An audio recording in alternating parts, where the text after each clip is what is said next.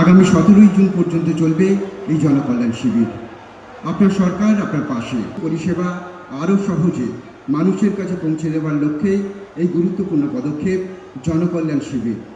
পূর্ব মেদিনীপুর জেলা আনন্দের দিন।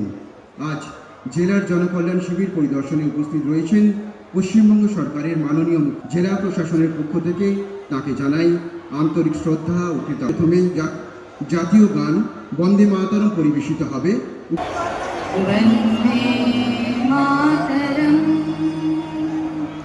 वन्दे मातरं सुफला मातरं वन्दे मातरं शुभ्रजोत्स्ना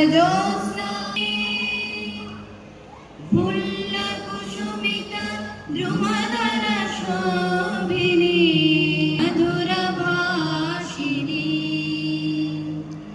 सुखदां वरदां मातरं मातरं